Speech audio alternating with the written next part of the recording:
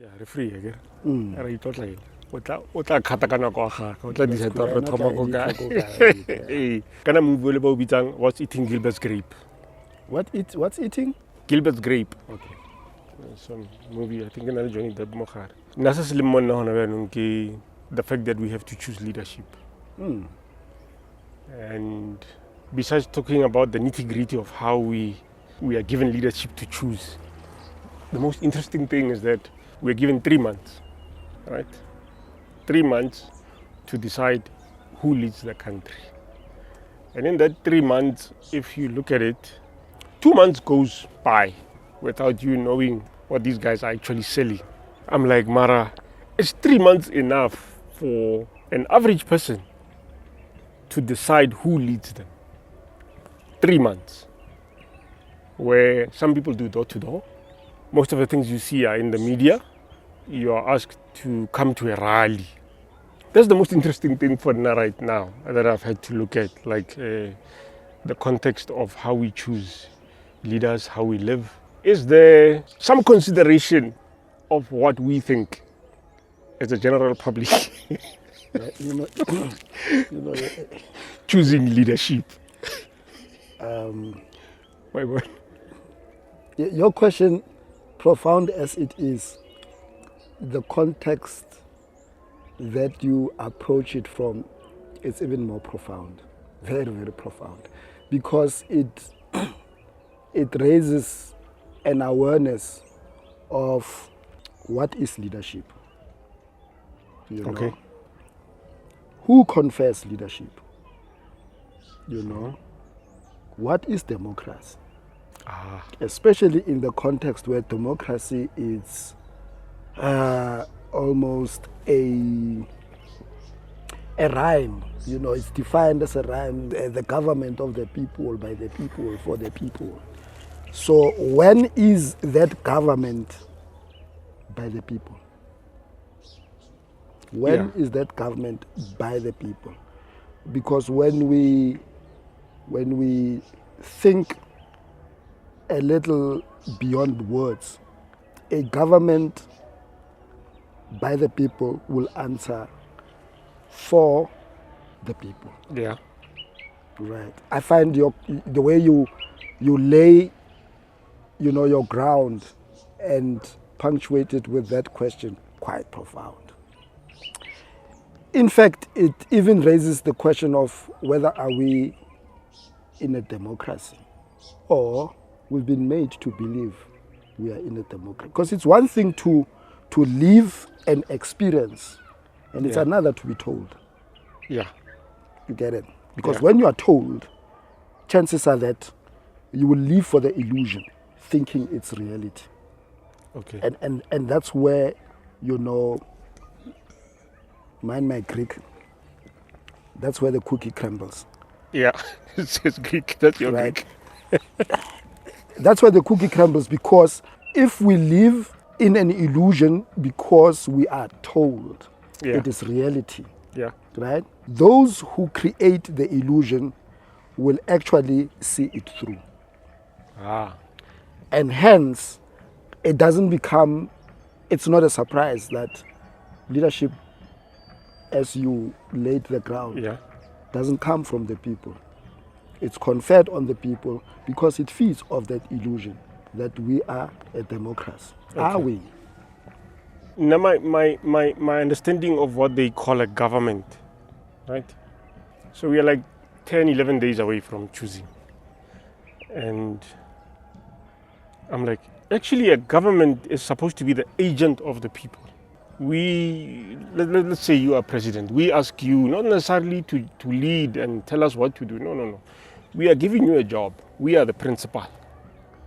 You are acting on our behalf on certain issues where we can't all go and have a meeting with other countries, you know, so many millions of people. So the agent is supposed to answer to the people and ask the people what needs to be done. The agent is an employee, right? So times like these where I was talking about 3 months is you don't get enough time to actually see and like what caliber person is this. And worst of all, like you mentioned, illusion. There's 400 seats in parliament. These days, I saw on the IEC website, they've got this half cut, 200 proportional representation, 200, I think it's regions. We don't even know which regions we fall under. We don't know the capacity of the people who go to parliament, who are supposed to represent us. And these are supposed to be our agents. Now imagine being a principal and you hire someone to be your agent, but you don't know what they're capable of. And we are given that in that 3 months, like I said, we're already like 11 days away. People don't know who to choose. No, precisely. But you see, this is where the anomaly arises. To lead, right? Yeah. It's an act. It's a verb, meaning it's a doing word. Yeah. It's a doing phrase, to lead. So you can't say you lead by making promises. Right? Yeah. And that's why we fall into the language of, what are they selling? I remember in 1994 when, there was all this brouhaha. This is very interesting. Oh, you were voting then? Yeah? You were voting then? No, I didn't vote. Okay, but you were eligible to vote? I was eligible to vote. Okay. Yes, okay. I was one of the few that decided, nah, this thing doesn't make sense to me. Okay. But where it didn't make sense to me, right? Barring everything else, because there were other realities that informed my perspective on what exactly is this, right? I'll suspend those for a while. Just on, I'm having this conversation with an elder brother. It's brothers that we grow under, and we have open conversations. Yeah. And he goes, yeah, you see, the ANC is going to win. And I'm saying, why? I see the marketing campaign is strong. And then I go like, when you have liberated people, or you claim you have liberated, you only have to say, and people will follow what you did marketing for. And for me, there the penny dropped. Now, that may seem innocuous, it may seem banal, it may seem, simple. But it's in the simplicity of this thing that there's much sophistication. And here's where the sophistication reveals itself. Why do political parties have to get funding? Why does funding have to be not disclosed? Why does it have to be an issue that funding has to be? So do you see, this is a horse betting by those who have capital, to run the illusion. Mina, I believe, being a leader, the testimony thereof must be in your works. If you can cut across all these political parties and independent candidates and zone into their work where it matters most. Remember that government, it's here. It's not in national or provincial, Those are layers of self-organization that starts here.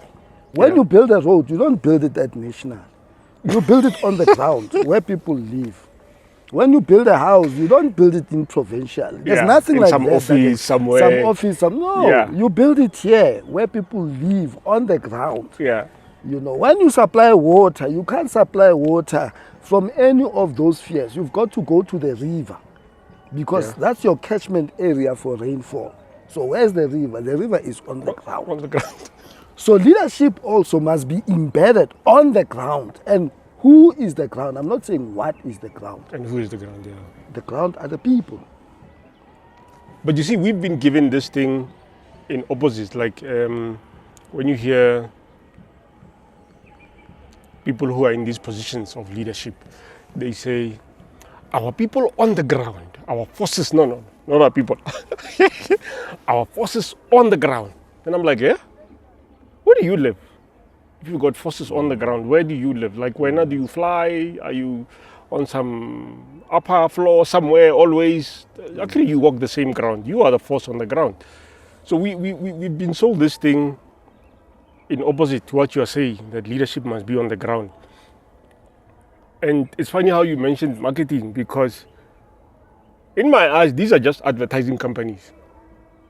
Absolutely, I would agree with you 101%. They are faces of self-interest, which we can generally refer to as companies. Yes. Yes. So I'm like, Mara, we think it's democracy, but we are given closed-door politics and special interest politics, because, it's like if you speak the word constituency, it's like, hey, we are not interested. The parties are not really interested. I mean, it took an NGO to take the system to court so that we can have these independents voting, right?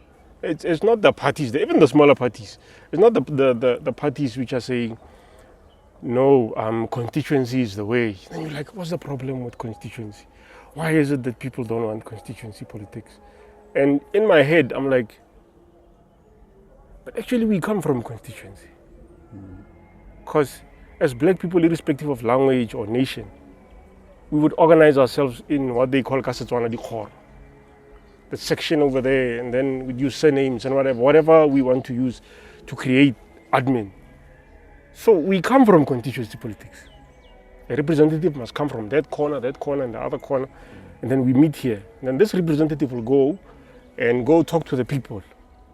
It's not like, no, only you matter. Yes, we may have had our own problems, because we are advancing. But I'm like, why is it that people don't want constituency politics? My brother, some of the strokes that you are throwing on this canvas, I almost missed a heartbeat there. That's deep. Yeah. That's really deep. I mean, if you want to rule over people, yeah, you mustn't be held accountable. Oh, you rule over. Yeah. Okay. If you want to rule over people, you mustn't be held accountable. And constituency is the basis for accountability. Like I said, leadership is an action-driven, ethic. Okay. That people are able to assess from your works, right? And your works are not works that stand in isolation of the rest of the crew, but they're informed by the very crew that are part of the assessment. Okay. That is why problem. I know I'm going to digress a bit. Yeah, but it's the same topic, yeah? Yeah, it's the same topic. Yeah. Because I believe, correct, because there were signs, that people looked for in designating one of their own as a cause, a leader, as cause. That is why a classical historical account of that is the Son of Man, Yeshua. Of course, there are many sons of men. Yeah. To date, there are many sons of men. Of course, Christendom would want us to believe that there's only one. Yeah. But there are men. If you ask me, what is the criteria of a son of man? Is selflessness, and the men, selfless people. Yeah. Who in their selflessness, they had to even lay their lives for a nobler, virtue. Not just a simple virtue, but a nobler virtue. Yeah. Core to it is freedom and peace. And of course, freedom and peace in the mix that humanity finds itself cannot be without justice. And justice, we have to understand it, from a perspective of restoration. Because no human being, is an island. Yeah. You get it? You become human because you commune with other human beings, right? So they complete you, Yeah. So, like I was saying, the ground is everything, and the people, are the very agency of making the ground live. Sure. You get it? So, when you raise a question about constituency, you are hitting at the heart of the post-1994 dispensation.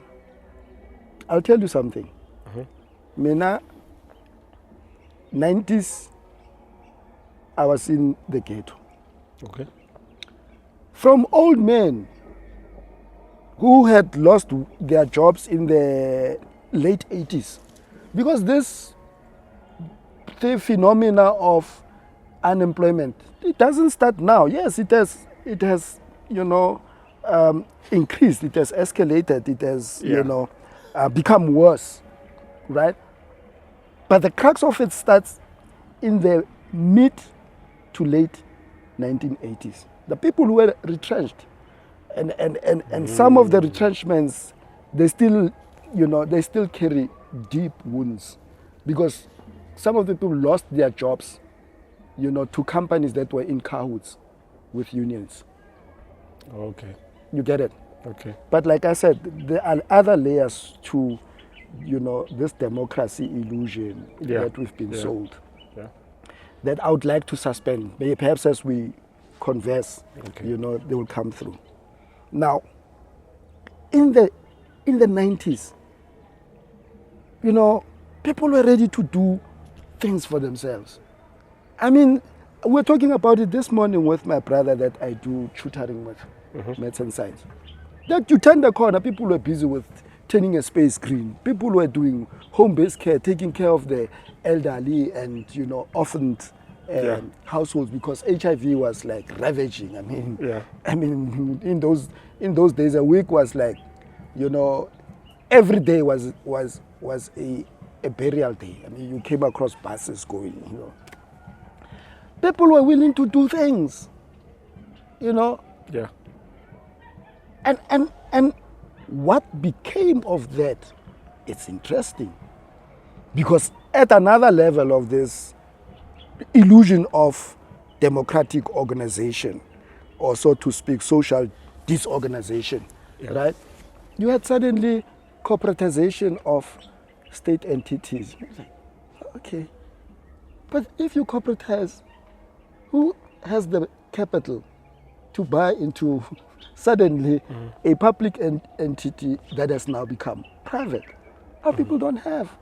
But our people have the will, the interest, to do. Aren't they capital enough, so to speak? Yeah. Aren't they the means to generate capital, if we have to talk about capital, as the means, as one of the means of production, so to speak. Here you have people. What became of that? On one level, there was a systemic dismantling of that. Okay. Corporatization, and, it was one other front of it. But on the ground, there was serious sabotage. As we're coming along the way, we spoke about funding and how funding is used as an agency to disorganize people, I've been there, and a lot of people have been there. I mean, now we are scripted into narratives that are not even on the top 10 list of priorities of the country. I'll give you an example. I have a niece who was born with cerebral palsy, right? So she lives with a disability.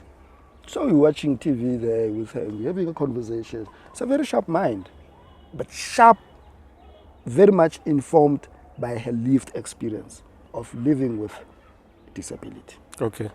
And then there's one soapy, it goes. There's another soapy, it goes. There's an ad here, there's an ad there. And there's one related character. A character of a male who portrays a female. You find it in the soapy, you found it in the adverts. And then my niece goes, but Malume, this is not fair. And I say, why do you say this is not fair? He says, I mean, for me to walk out of the gate, any one person that I'm going to meet, they are the least informed about living with cerebral palsy. And I'm just mentioning cerebral palsy because it's my own lived experience. Okay. Can you imagine people who are slightly of hearing, people who are blind, people who can't talk, people who are lame, people who are living with disabilities that are not in full display? That you are living in a society that is not sensitive to living with disability. But here you have on media a character that is the least of the preoccupation of what society needs to be educated on. And here I am, I can't walk on the pavement. I can't walk in the street. What more of a person who is, lives with albinism? And I'm saying, what's your point? He says, why aren't they featuring as many people or as repeatedly characters with disabilities as they feature people who are homosexual? Okay. Because there is a need to educate and sensitize our people to lived experiences of people who are living with disabilities. They have no choice. That's what she says. They have no choice. I didn't choose to be born like this. And then I make a retort and say, yeah, but I mean, some of the people who are gay, they will say they didn't have a choice. It's not their choice. He says, well, there's a thin line there. But then there's this one character is repetitive, whereas other characters are not shown. Exactly. So the point I'm trying to convey here is that they had to destroy constituency-based leadership, because that's where leadership would come. That's where my niece and people who are living with disabilities would be saying, no. We want to be heard.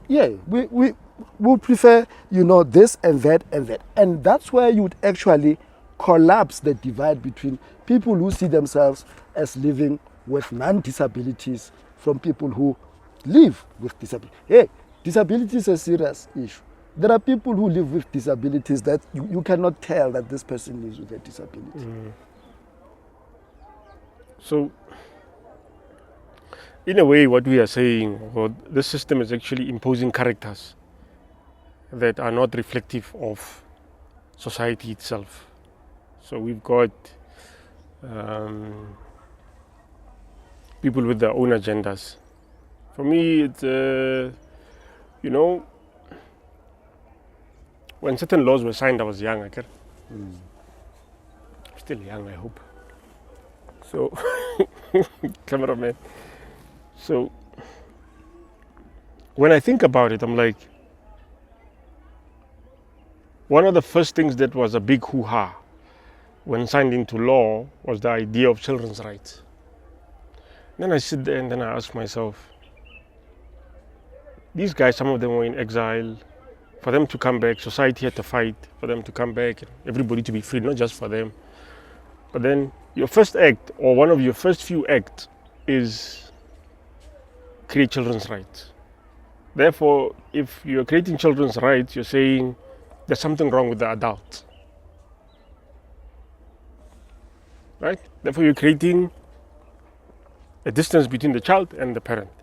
You're becoming that bridge. You're like, government will stand in for you. So why will government stand in for you? Because there's something wrong with the adults. Now, which adults are these? These are the same adults who were fighting for freedom and whatever. These are the same people. So now there's a gap. People ask, why is it that these kids are behaving this way and whatever? But it's because there's a gap between the parent and the child. There is now a no get out sorries, get you arrested. And then the next step is women's rights. Right? Now you're saying there's something, when you say women's rights, you're saying there's something wrong with the men. So already you're creating a distance between the men and the women. Which men? The same men who were at the foremost front of liberating. So for now, what you just said now brings that about, because I think when you have not been yourself, I don't know when South Africa was signed into being South Africa, 1912, when did they arrange? Union of South Africa. But it's more than that, it's longer than that. We have not been ourselves for a long time. So when we have a chance to actually be like, who are we? Already we are dismantling. Like, okay, you, one side, the child, one side. And then the mother, one side. Okay, the man, the problem. Right? So instead of saying, hey, we have not been ourselves for a long time, so how about we come together and decide what we lost, or decide how we want to live based on what we lost, what we've gone through. So I'm just saying these things because you speak about the illusion. Okay? So this is also part of the illusion. Absolutely. You captured it quite well. And that was sold as being democracy. Democracy. That was sold as democracy. Now, and you are so on point.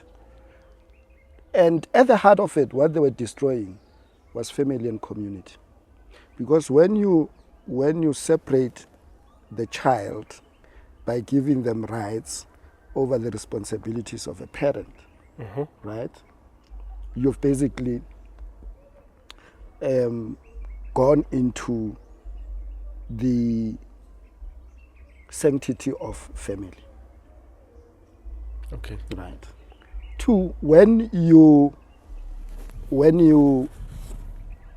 create animosity, between a man and a woman, you are basically reenacting the Garden of Eden mythology. Okay. Right? Okay. Yeah. I'll just put it in those terms. Okay. Yeah, for those who have ears to hear and listen, they'll understand how far this thing goes. Yeah. Right? And all of that put together, you are basically destroying family and community. You are destroying constituency. Because the basis of what we refer to in political speak, or what is referred to in political speak as constituency, is community. Yeah, I'm surprised. You hear these guys saying, no, we're in parliament, and after parliament, we have to go see our constituencies. I'm like, who's the constituency? No, basically, when they talk about the constituency, you have to understand it in two ways. Yeah. Constituency, it's party politically affiliated. So they're talking to their own. So they regard that as a constituency? Yeah, that is a constituency. Formally speaking, that's a constituency. Because outside of a constituency, they're not talking about people. They're talking about community at an organized level of people, right? And you're talking about society. So the only time when you matter is when you vote? Because that's if I go vote, right, I vote for party X, and party X goes to parliament, I'm thinking, okay, they will serve my interest there, because I heard them say 1, 2, and 3. They are in parliament, they come back, they may not be the ruling party, right? Instead of coming back to the voter, they go to the party, and the party will not come to me. Well, one of the things that I struggle with, especially in a time like this, is when you're like, okay, what's the engagement here? What are you saying? People say you must read our manifesto. That for me is a problem, because you want my vote, but you want me to do my homework. It's like you're giving me homework. I'm like, okay, how many manifestos am I going to read out there? I'm like, okay, what do you stand for? Okay, let's engage. Okay, I hear this is the advertising campaign, but point 1, 2, and 3. And then, no, read our manifesto. Our manifesto is in details. I'm like, so actually, you guys see yourselves as superior. We have a problem. That's why we must always go read the manifesto, because you are disengaging when you say read the manifesto. You are telling me, no, go. I can't now, even if I had the manifesto here, I must go read the manifesto. You can do other things. So there is no engagement per se. There's no engagement, but that is even more telling.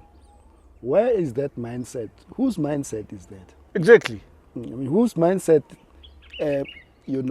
sees itself as superior and therefore relegates the other as inferior?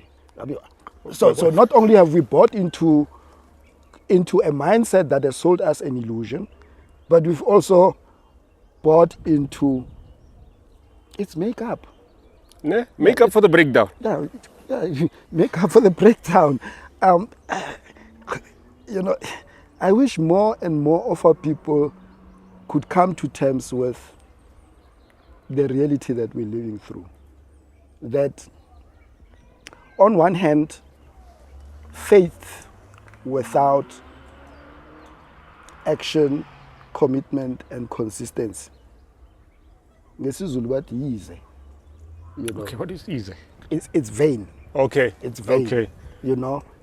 Equally, when you take that kind of faith and put it in politics, then you realize, how deep in the heart we've fallen. Heart as in, the whole. But come to think of it, we're also having heartful politics. I'll call it that. When people are tired, there's this other party that used to call itself, we are a broad church. But every time there's Protestants leaving the church, so we're also going through heartful politics. We are tired of this one, which is heartful. We are tired of this one, tired of this one. So it's, when you say heartful, heart, it makes me think of that. I don't think the people that want to lead want to engage people. No, they're not even aware. No, look, my brother. We've been sold something that is layers of illusion. We've been sold that this is leadership. Yeah. And people have bought into, this is leadership. What is leadership? Leadership is talking as much as you can and, talking as well as you can, and making promises as much as you can. Remember 1994, one of the things that made me not to go and vote, on the eve of elections, right, I'm sitting with the Shenge brothers there, and, we're talking and open conversations, lovely brothers, And then one of them asked me, are you going to vote? I said, no, I'm still thinking about it. And the other two is, there's nothing to think about. People died for this thing. And I'm like, in my heart, I'm like, hey, people died for SHIT, They died for it. If this is what is going to be the motivation for voting, it's my internal conversation. Conversation, Then wake up in the morning. Oh, no, on the eve. The statesman comes live on television. Free housing, free water, free electricity, free education, free health. And I'm like, this is not how you build a nation. No, this has hit me like way below the belt. Now, that was the moment that helped me make up my mind. Remember, we were just having a conversation because everybody was waiting for that.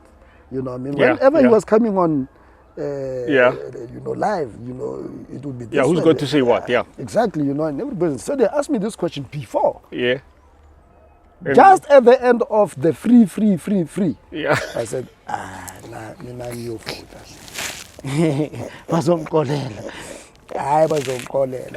and I go with my flow, I wake up in the morning, one of the brothers prepares tea, and then the other one prepares,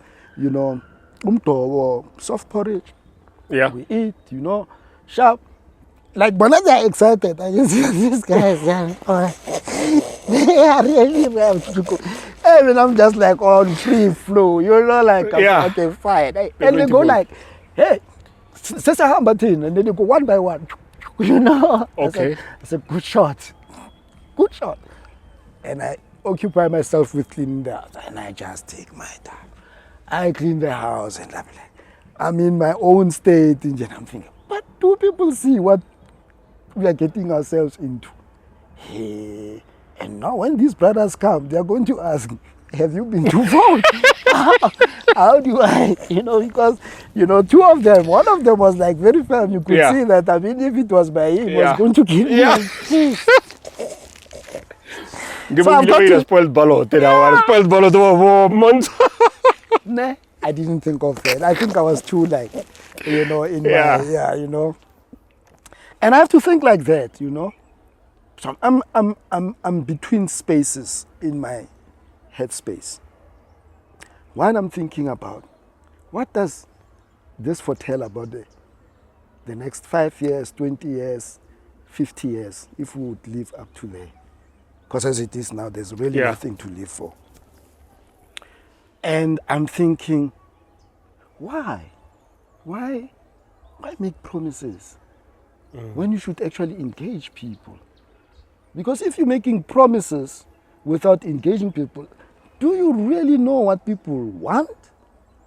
You know? How do you build a nation where people are recipients and not participants? You know? So he's killing the principle, the idea of people being the principal. Exactly. Them being the agent. Exactly. So on those basis, I decided, you vote. Now, just to cut my long story short. So the brothers returned. And the two who were like more, geared than what the conversation was about before the statesman came on television, on Big Brother. They walk in.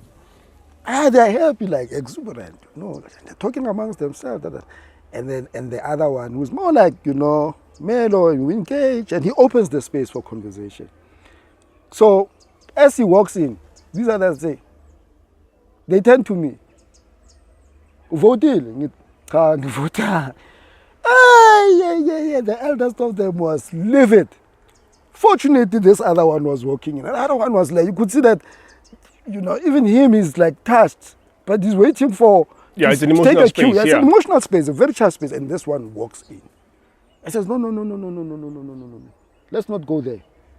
Magesimnikeze ithuba uzini. Mhlambe kukhona esingakuboni. Okay. And then he makes tea, and like I'm like sitting there on the couch with them, and they're sitting like, you can see like, they are painting for, to go for it on me, But for some reason, the voice of that other brother who's making tea calms them down. And indeed, he comes with tea, on a tray. He says, guys, let's have tea. Then he says, what's up? I said, no, I'm wrestling with questions. Like what? Like, when you promise, instead of engaging, when marketing is the instrument, instead of just saying, and people, because you are the liberator. Sure. And then we have a very interesting conversation. You won't believe. One of the two brothers who was very left, he goes like, and the youngest of the brothers, Zin, are you saying the ANC is being set up for a fall? I said, Ilami. And this one says, yeah. Hey, kodwa ukhulumile mfo ukuthi khona singakuboni. Sengiyabona manje nami lento. Okay. Ayisaxolisa mfokongini. Okay. But how is it possible? And then he asked a very interesting question. Kuza kanjani ukuthi abantu sibaningi kanje sizumeke? But then, that was the end of my conversation with them for as far as we could go. I was tired because I went into the conversation to plead my case. Yeah. Because, I was pleading my defendant. case. Yes, I was the defendant. And the one brother was the arbitrator. I wouldn't call him a judge because we don't have judges now. Yeah. We've got, they always say the judiciary is impartial and something like that. There's nothing really impartial. When people cannot access justice, and those who can access justice are the very transgressors of the law. That is the violators of justice. What are you talking about? Okay.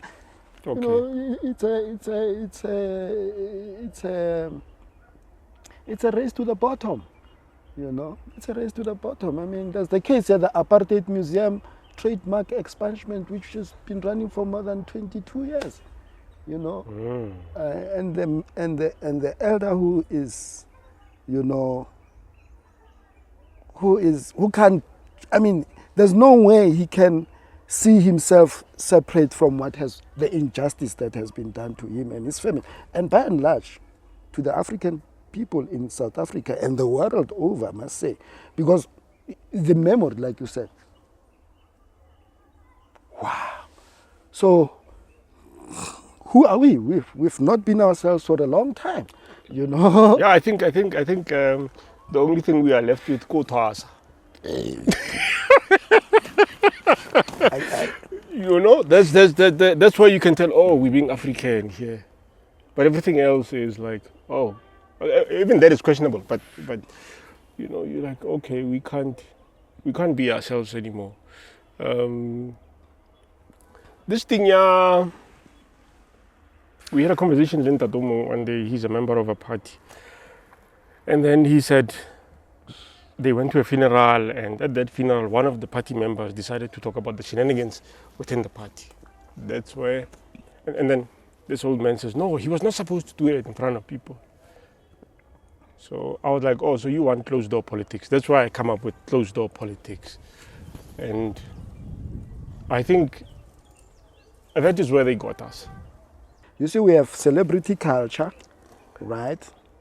It's an escape that we were scripted to. Entertainment. Okay. Right? So art has lost its meaning. And some people, I've been in conversations with some young, you know, aspirant artists. And they also get themselves confused or entangled between entertainers and being artists.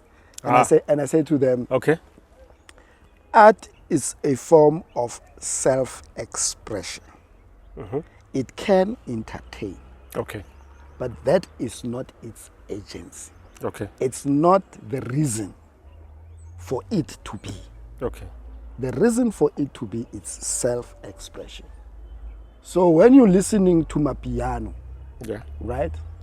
Are you listening to my piano because it informs your reality in a way that forces you to reflect, introspect, and relive a better, you know, vision of yourself?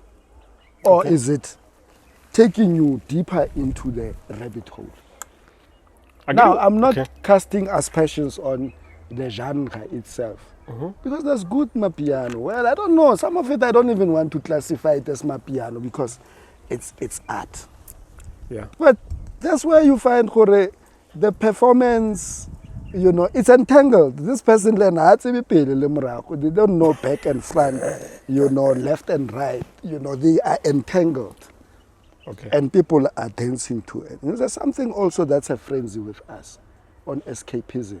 Okay. You're not forgetting Botwas. Uh-huh. We're still there. We're still there. Because it's a frenzy, you know. It's a frenzy. We need, I mean, people who get taken into Botwas, they get taken into Twasa for 10 and 1 reasons. Uh-huh. But they all flow into the same stream. Okay. Botwas. Now, if you ask yourself, Botwasa ke eng ka Setswana or ka Sesotho? Maybe ka Sesotho ete. Nna ka Setswana, we don't have that. I don't have lefoko Botwasa. The one version I heard of Botwasa was on Lesedi FM. And this woman said, Haselemo Setwasa. Then I understood her to say it's the beginning of the season. Mm-hmm. So I then looked at what is Botwasa because I get Batswana. We call ourselves Batswana, but it's fine. That's true, yeah. Yeah, we're not Batswana. Yeah. We call ourselves Batswana. So I was like, what does this really mean? How about we Botwasa? Then I understood, but I got to initiate you into a process you don't know, or into a lifestyle you don't know, or into a way you don't know. Because Botwasa is the beginning. Yes, Twasis, I'm going to initiate you into something you're not used to. This is another way of living. Some people, now we're going to say some other stuff. So some people are already initiated. They're not aware. Either through bloodline, because our ancestors, Agwika, the dead.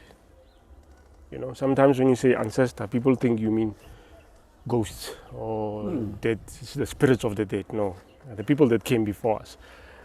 They were able to create lineages where, as a child of the family, you are compelled, I don't want to use the word forced, you are compelled to take over what your parents were doing. And whether it is noble or ignoble, but someone must take over because they have built a temple or an altar, which is an energy form. Like you said, we are sitting at an energy center. So these guys were smart like that. They could create energy centers, and someone must serve the center. You find, if you know how we always refer to the Bible, because anyway, we were given that as the tool. People talk about Levites, all right? You know, the person that sits at the temple takes care of everything there, spiritual or whatever you want to call it. Most of it is just occult.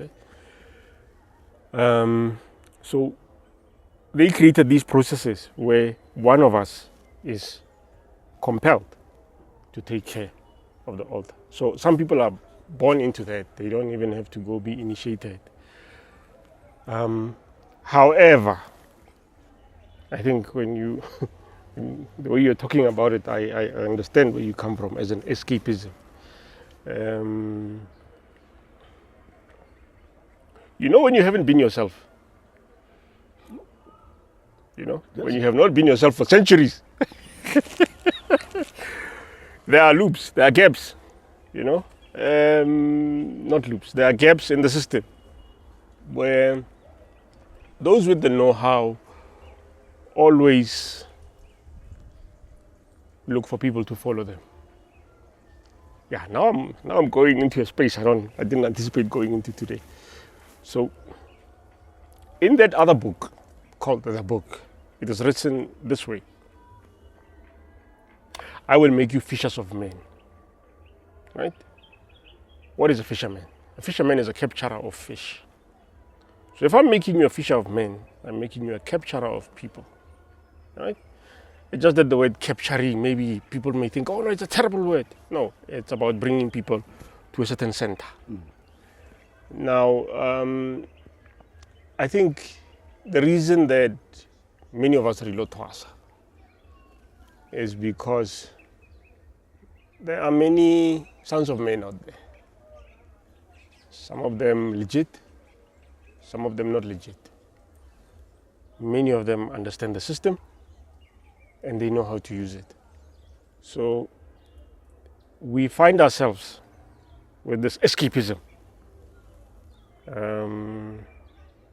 Not only because we are escaping, but someone is fishing. All right?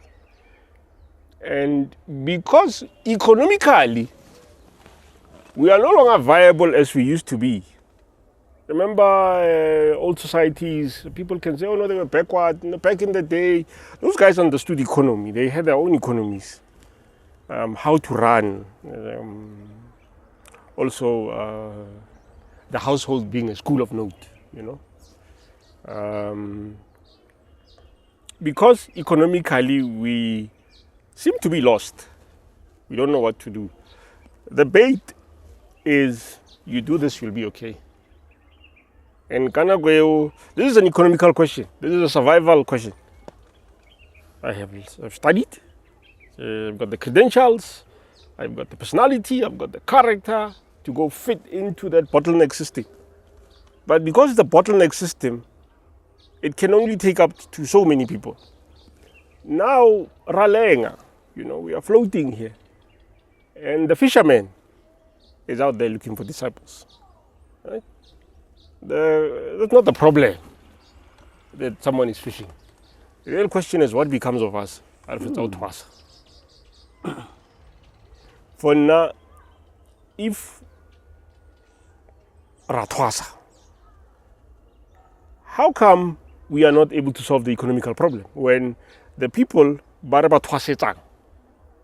ancestors, were able to solve an economic problem? So if I hear you well, we're looking at this through one lens, Kotwasa, and the lens that this one lens lands us on is the economic question. It's also part of the question. It's also part of the. It's also part of the problem. Of the problem. So yes, there's an escapism. I'm not saying there is none, but I would say that book that they gave us. I'm going to say things I didn't anticipate saying with Mabule.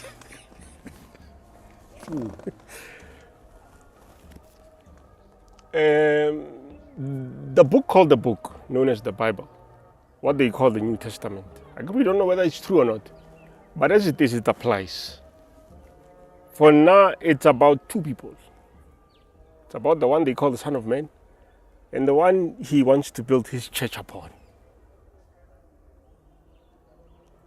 The one they call Cephas, Petros, right? So,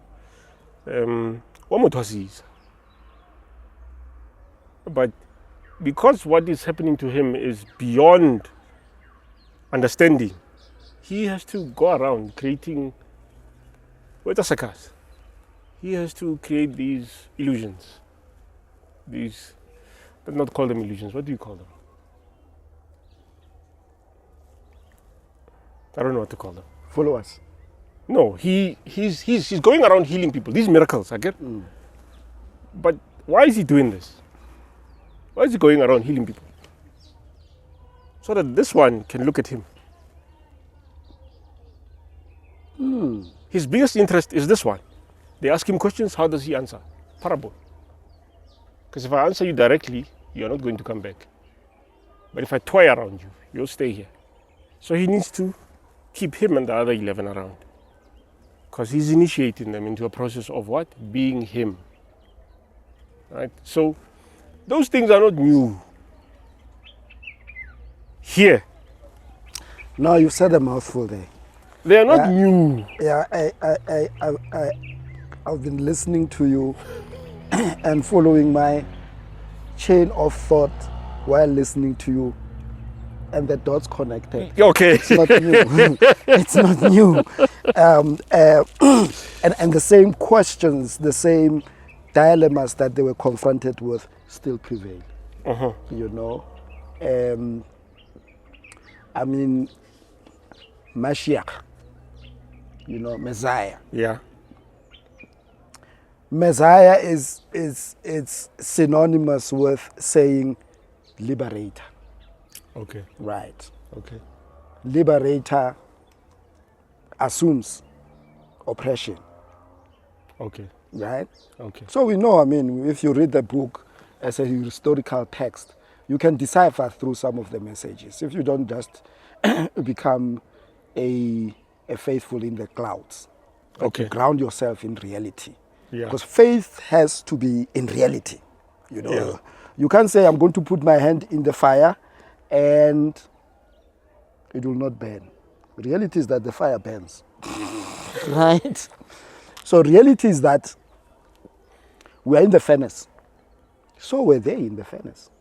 Right? Sure. Remember that Yeshua is born, amongst the people who were living in Nazareth. Yeah. Nazareth was like a ghetto. It was the poorest of the poor. Okay. If you go into the history of it, it was the poorest of the poor. That is why the rich, they found his teaching, a challenge to their order. Okay. Because they were already in cahoots, right, with the powers that be, which is the Roman. Yeah. Money and power. Yeah, money and power, right? So it's nothing new. So when you talk about the Pharisees and the Sadducees, you're talking about sects that were aligned, but also not in agreement themselves with the powers that were. Okay. I like Pharisee, Pharisee, for me, lends as a word of someone who is good at speaking, right? But their speech, it's to arouse you. Okay. Right. So they're wooing you, so that so like the party political system we have. Okay. But in the same time, you also have the Sadducees, and then, the word Sadducees it's quite, for me it reads very literal, to seduce. Okay. So they don't arouse, but they actually wing you in. Yeah. Nicely. Okay. Okay. But they're both working for the same order, and we can see it playing here. I mean, promises. They revolve around seduction. Yeah. But it's also how you tell those promises that makes you a good Sadducee or a Pharisee. Okay. Right? Okay. So we know there are Pharisees, those who are loud-mouthed and arousing people, and it works. Don't be mistaken about it. Sure, it it works, does. right? It does. But It does, to what yeah. end? That's the question. Yeah. To what end? So, back to the lens of escapism, hotwasa, following, Yeah.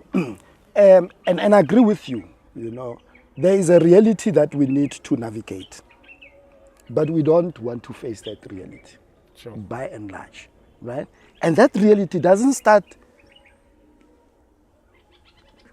anywhere. It starts between a man and a woman. Okay. It starts ideally in the family. Okay. And it runs its course of lineage. Right? Yeah. So, yes, if I'm confronted with this reality of injustice, how affected am I by the injustice? Why can't I start there? Not the injustice, it's not there. It's right here in my family. What happened to my forebears? Those that Sure. I am here following from. Yeah. What Whose happened? genetic memory you carry? Whose Yeah? genetic memory I carry? What became of them? Why did it have to become like that? Yeah. So you see, if Hotwasa traced itself back to what happened, the question that you punctuated that context, Yeah. post 1994 was supposed to say, Yeah. who are we? Yeah. What have we been through? Sure. That's the beginning. So you're saying we can use Hotwasa to address who we are? Nah. I'm saying, Okay. if Hotwasa, Yeah. right, literally taken from the word Hotwasa, Yeah. To initiate. Yeah. Hotwasa as in Tsimologo, Yeah. Yeah. I get. You can't start from nowhere. You must start from somewhere. Sure. So if Hotwasa started from somewhere, Okay. which is the reality of those who came before us, and it connected with that, then the spiritual dimension as well as the physical, economic, social, and self-governance of it, of us as a people, would emanate from there. Okay. Now, and this is where, we are so caught up in ritual, and symbolism. And I'm not berating that for a second, but I'm saying, on a scale of 1:10, if you are spending 9.5 of that scale in symbolism and ritual, pila, we just said because there is reality here. Unemployment is, on another level. Men and women can't build families. Children have rights over responsibilities of those who give birth to them. You don't have self-organization. You don't have self-respect. You don't have self-love. And it's, I'm saying this and with a sore note in my heart. Because there are people who died, who gave off their lives for those basic things. Yeah. Self-respect, self-love. Because they were taken from who? They were taken from those. The ones that came before them. Exactly. Sure. I walk in the street or I'm in a taxi. I don't see anything wrong with dropping a piece of paper or a sweet wrap or a banana peel. What is that saying about me to the rest of the people? Let alone Tlhago, because that one we've completely been disconnected from Tlhago. Sure. Tlhago exists secondarily. Again, it's that mindset. What mindset have we been sold into? What mindset have we been scripted in? No, Tlhago is commodity. We can mine, we can do farming for consumption, Sure. not for living, not for feeding. You know, we eat to fill our stomachs, Yeah. not to feed our bodies, to fill our stomachs. And we don't really have much of the options, do we? Because we are not creating them. You know, for me, revolution would be when people start working the land to feed and to house themselves in an orderly way. Not what we see, we want the land. What self-organization have you put in place? Sure. You know, to administer and work with the land. Talking of Kotwas, you know, we live, Okay. You go in there, okay. or perhaps we exist. Yeah, we exist. Because we live, living yeah. is something else. Yeah. Right? And you go into spaces where trespassing is not allowed. Any trespassers will be prosecuted. It's a board there. It's a nice green lush space. And you say, why? Hey, man, now you have to wear that double vision. Okay. Because you are a black person, right? Yeah. You have to wear that double vision. You must look at it this way and look at it that way. Yeah. And on set it confronts you, this thing hits you. Why am I not allowed to, you know? But let me just hold that in suspense, you know, and not go the other route and say racism. But you already are there. Sure. Right? It's double vision. You're already there. Yeah. Then you say, okay, fine. I don't want to be at odds with these people's laws because they've been on us since 1652. Let me go and find another place. Right, you walk into the place, it looks, it's litter everywhere. It's candles, it's the tositsamotsuku, you know, snuff, you know, containers. And then you say, I did well to suspend the other X's. Because here's the validation. Of trespassers. Of trespassers. Now, now, if you go back to the memory of our ancients, yeah. Right? If you go back to the memory of our ancients, Yeah. we wouldn't even be having these green spaces, if they lived and practiced the way the moderns do. Ah. You get it? Sure. So then you ask yourself, how does this, you know, spoilage connect you with those who loved themselves and loved nature as much as they respected themselves? How does it connect? There can't be any connection. I mean, I can't defile that which should be my passage. It's your temple, I get. It's your temple. It's your altar. It's your altar. Now, I spoil the altar, but I want to be in the altar at the same time. Sure. They say cleanliness is next to godliness. Yeah. I'm sure it's not a scriptural text, right? Yeah. Right? I hope it's not. But, o ithatha, Sure. right? We tlhompha. O tla tlhompha le seo se etsang, le ka mokgwa o se etsang, le mo se etsetsang mo teng. You will respect what you are doing. You will respect how you are doing it. You will even respect those for whom you believe or you have faith you are doing it for. Sure. Now, when you can't have that, what's the connection? Re bua ka go thwasa. Yeah. Re bua ka di rituals. But We're talking about rituals, we're talking about symbolism, we're Yeah. talking about self-love, we're talking that if rituals and symbolism are not aligned with the expectation of what should be, how does the connection then land? Yeah. Is that who are we question? Yeah, no, that's who we are. Yeah, is that who are we question? I think over time, you know, I know. and that's why I was talking about the economic situation.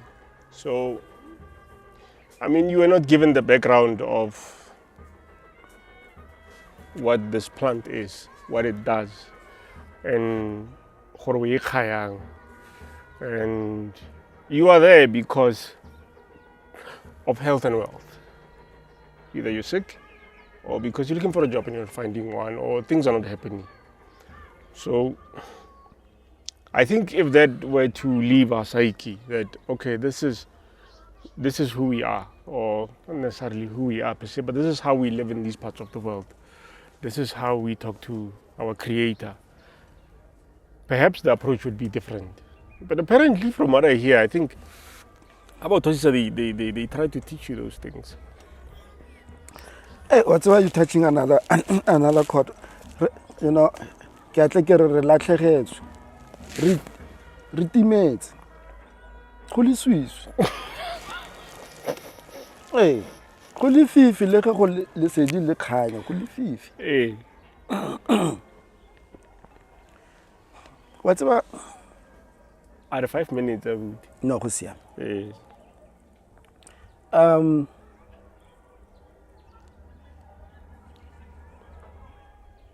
Re latlhegetswe ke tsela. Okay. Ene tsela eo ke rona, re latlhegetswe ke borona. Approach. Wa bona botho. Ene se lefoko. Ne le botho. Ne le botho, ne le tsela ya go phela. Ga o bua ka gore re tshwere ke tlala. Ga ra tshwere ke tlala ya dijo fela.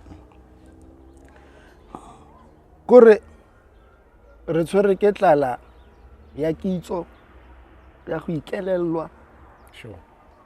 ya go dira, ya go itshwara mekgwa, habits. So we are so poor that I guess, you know, the easiest reference I come to now, it's Steve Biko, Bantu Biko. Okay. Material poverty, it's one thing, but coupled with spiritual poverty, Yeah. Okay. we are in an abyss.